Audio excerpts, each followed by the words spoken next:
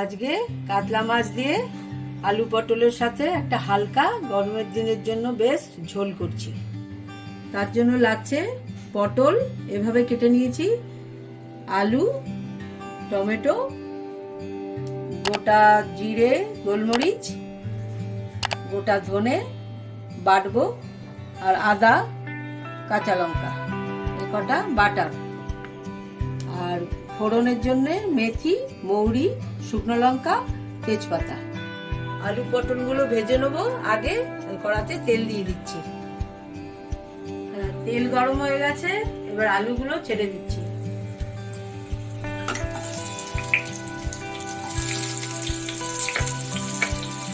পটলটাও দিয়ে দেবো।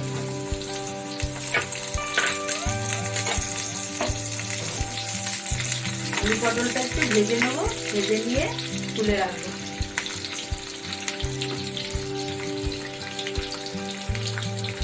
সামান্য একটু হলুদ,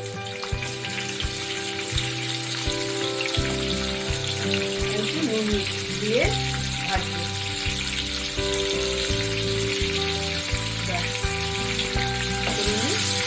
একটু ভাজা ভাজা হলে নামিয়ে নেব।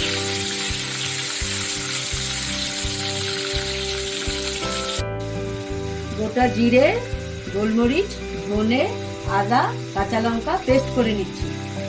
পেস্ট হয়ে গেছে।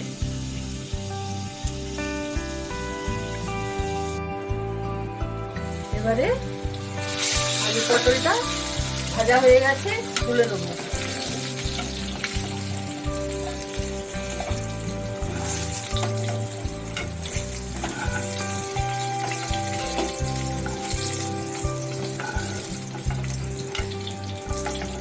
এবারে মাছ ভাজার জন্য আরেকটু তেল দিয়ে দিচ্ছি।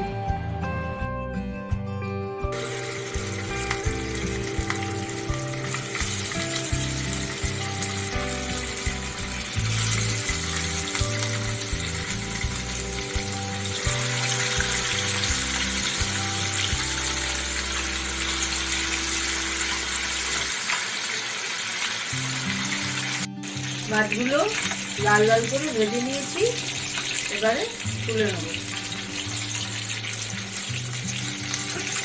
হালকা ঝোলের জন্য খুব একটা ভাজবে না।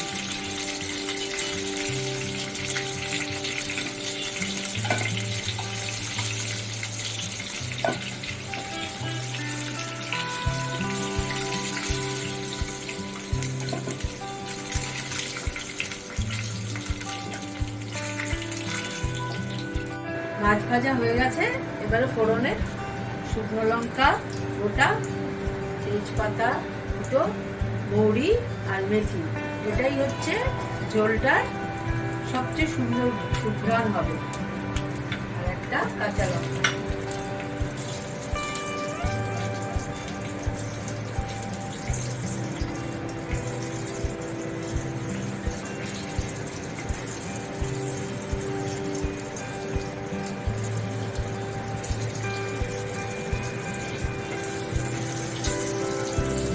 মশলাটা একটু লাল লাল করে ভাজা হবে, কালো যেন না হয়ে যায়। লাল লাল করে ভাজা হওয়ার পরেই টমেটোটা দিয়ে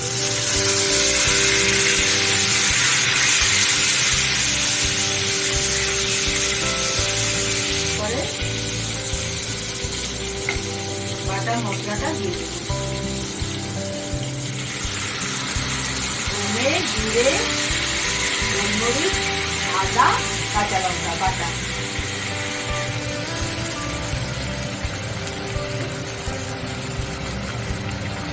এবারে এক চামচ হলুদ দিয়ে দেবো।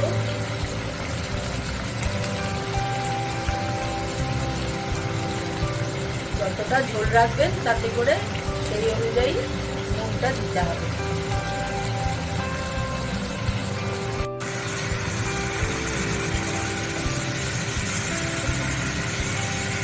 মশলাটা ভাজা ভাজা হয়ে গেছে,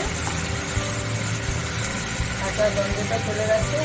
এবারে আলু পটল যে ভেজে রেখেছিলাম ওটা দিয়ে দিলাম, মশলার সাথে কষিয়ে নেব।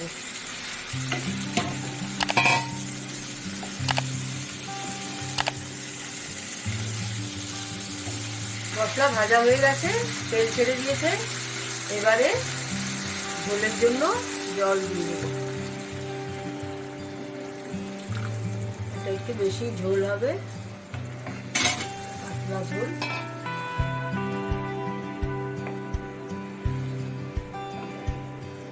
আলু আর পটলটা একটু সেদ্ধ হয়ে গেলে মাছ ছেড়ে দেবো। ঢাকাটা খুলে নিচ্ছি, এবারে মাছগুলো দিয়ে দেবো।